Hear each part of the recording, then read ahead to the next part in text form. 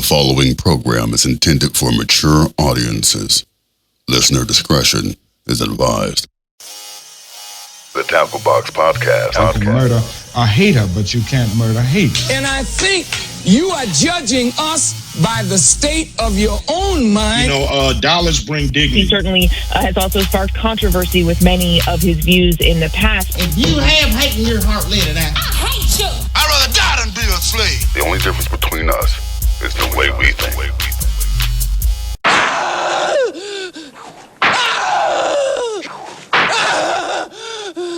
When the master gives you something, you take it. Again!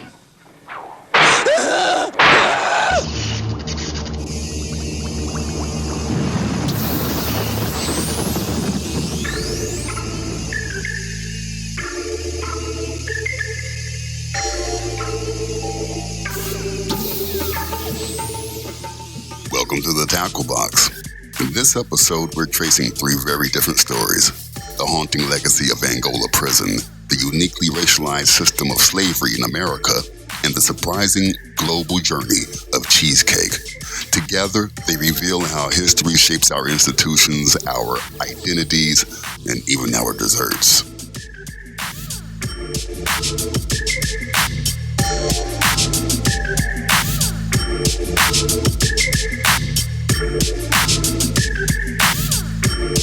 Commence au festival.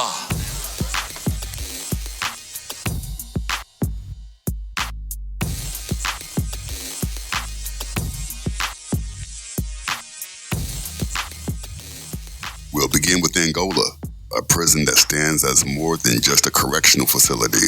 It's a living monument to America's unfinished reckoning with slavery. Built on plantation soil, Angola carried forward the same brutal labor practices under a new name. Its history is one of violence, exploitation, and resistance. A reminder that emancipation didn't erase bondage, it reshaped it. To understand Angola is to see how the past refuses to stay buried.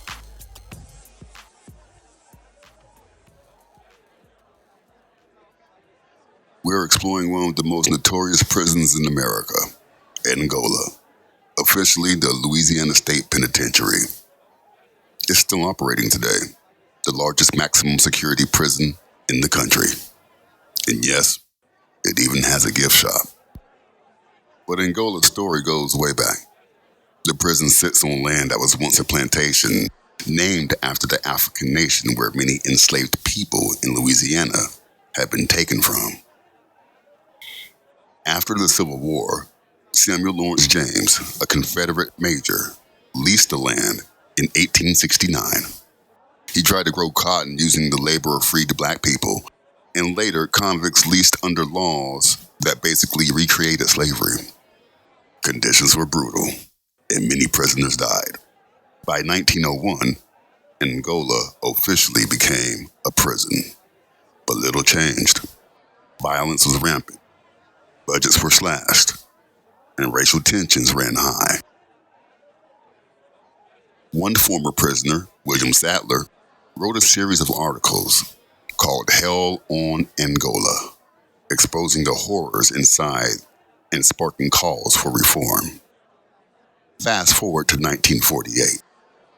Governor Earl Kemp long appointed Rollo C. Lawrence as the prison's first superintendent, a role that quickly became more about politics than reform.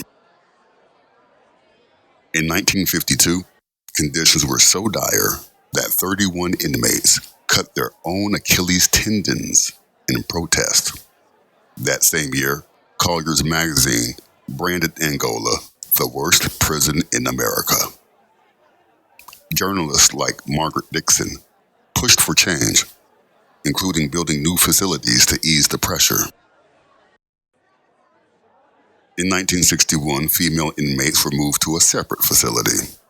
Then, in 1974, following the Gates v. Collier decision, Angola was forced to end its trustee officer system and adopt reforms.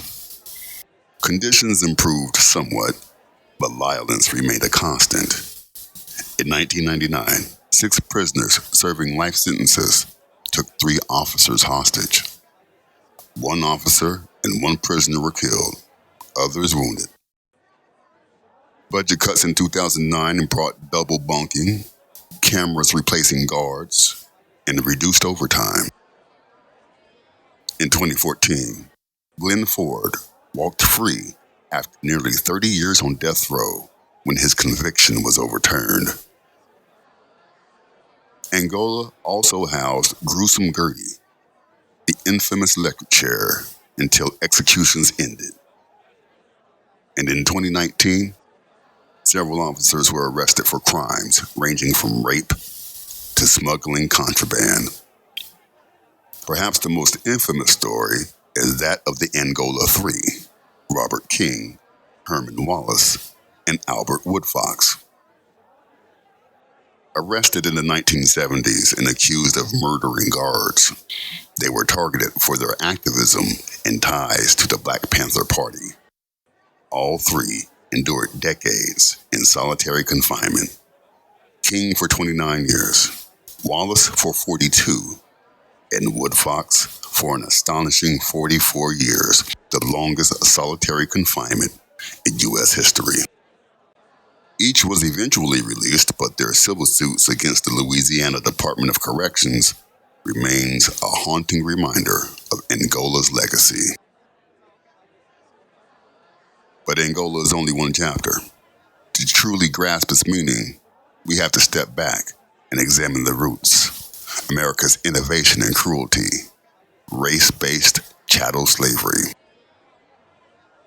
Unlike ancient systems that enslaved indiscriminately, America engineered a permanent racial caste. Blackness itself became synonymous with enslavement, shaping laws, identities, and generations of inequality.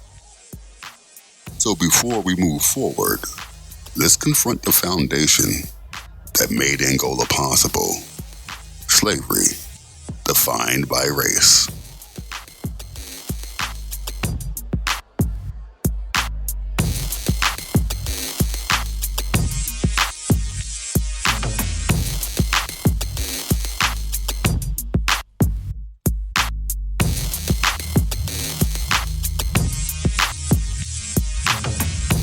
You're listening to the Tacklebox Podcast. I'd rather die than be a slave. You oppressed in your own land. We was free. And you brought us here in chains. And after you hang me, kiss my ass.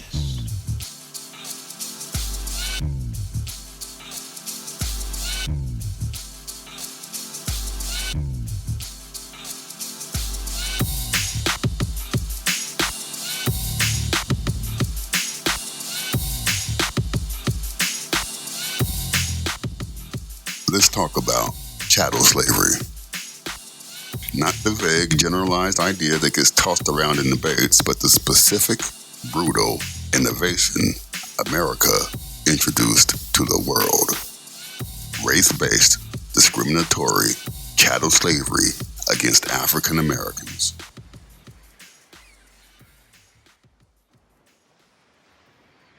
This was not the same as slavery practiced by Egyptians, Vikings, or other ancient societies. Those systems were cruel, yes, but they were indiscriminate. They enslaved prisoners of war, debtors, or conquered peoples without regard for skin color. They did not create a permanent hereditary caste defined by race. America did. And that distinction matters. Because when we talk about slavery in America, we're not just talking about forced labor.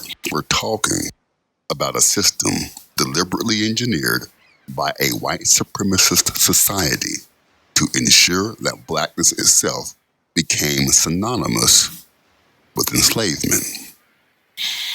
Now let's be clear. The United States did not import the largest number of enslaved Africans. Only about 5% of the transatlantic slave trade came here. The vast majority were sent to the Caribbean and Latin America. So yes, there were more enslaved people in those regions, But the American system was unique in how it codified slavery as a racial destiny. Think about it. If America had practiced the same kind of slavery as the Egyptians or the Vikings, then European immigrants and their children could have been enslaved too, bought and sold generation after generation as property. But that didn't happen.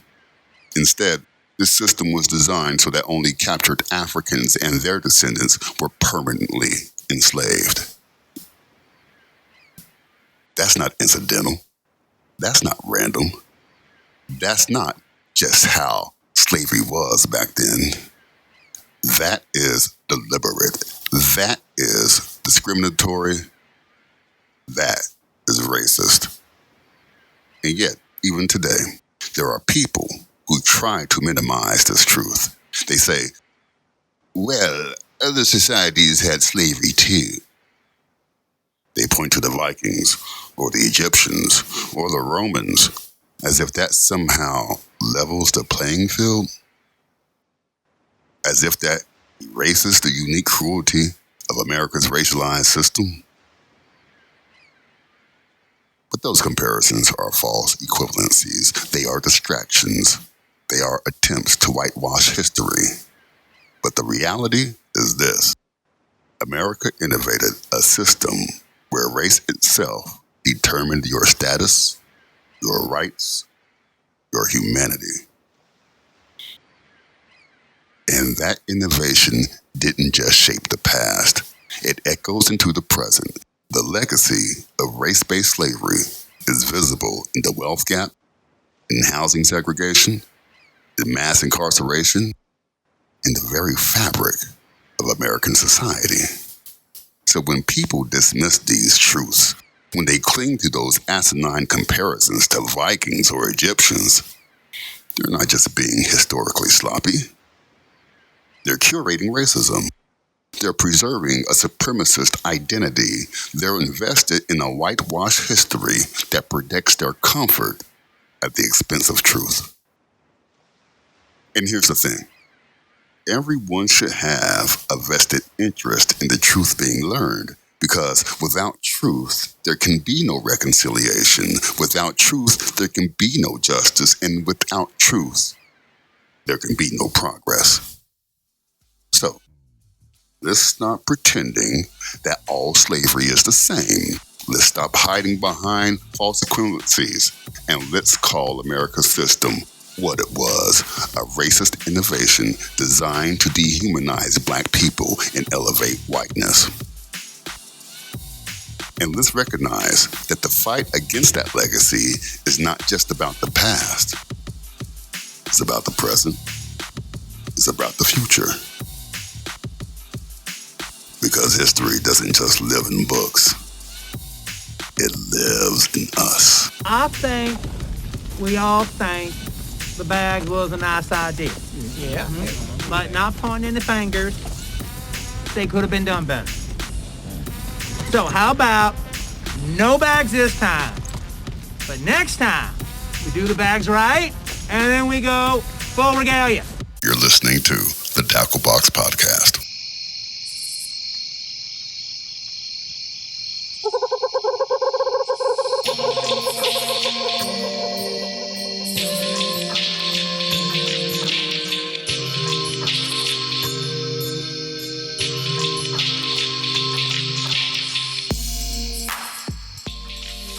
After exploring prisons and slavery, let's change gears. Because history isn't only about oppression, it's also about culture, creativity, and even dessert. Cheesecake has traveled across centuries and continents, reinvented by Romans, Greeks, medieval bakers, and New York dairymen. It's proof that history can be tasted as well as studied. So, let's step out of the prison yard and into the bakery, where the past is served on a plate.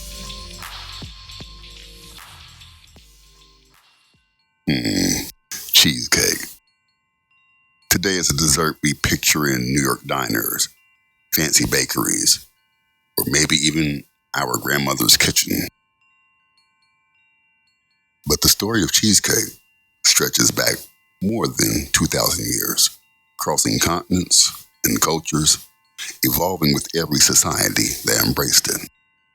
The earliest record comes from the 1st century BC, when Roman statesman Marcus Porcius Cato wrote down a recipe for a sweet cake called libum.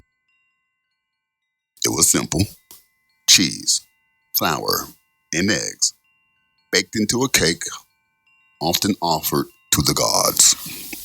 A few centuries later, in 230 AD, the Greek writer Athenaeus described a heavier version, swapping eggs for honey and flour.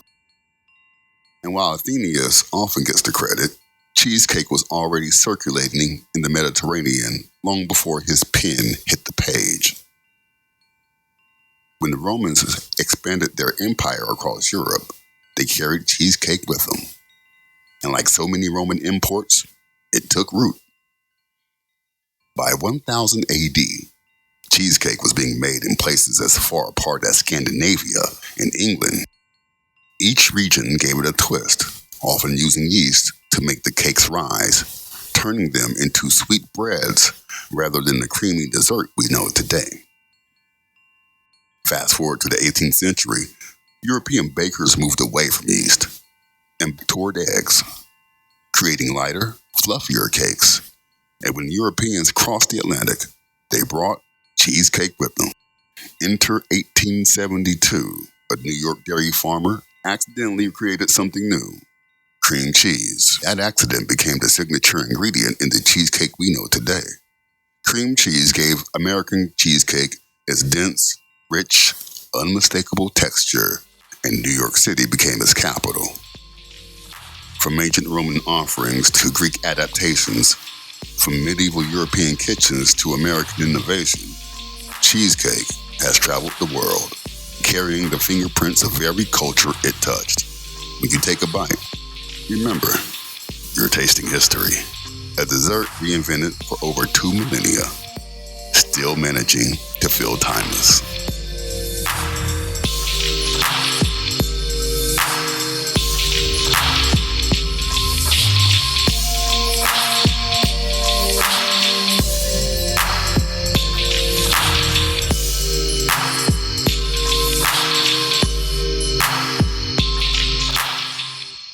You're listening to the Tackle Box Podcast.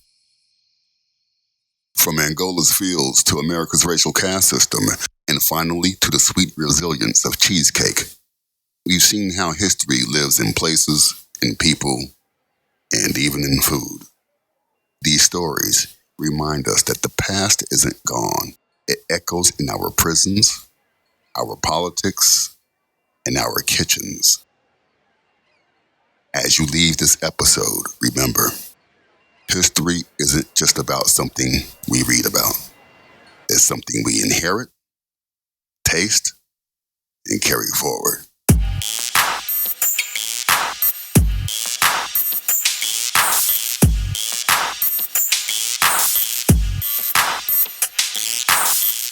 Thank you for listening to the Tackle Box Podcast. This episode was written, narrated, produced, scored, and mixed by Eric Edwards, that's me. Special acknowledgement to Aaron Glover and Ula Pinion for their writing contributions. This show is presented by Truth and Substance. And listen, the only difference between us is the way we think.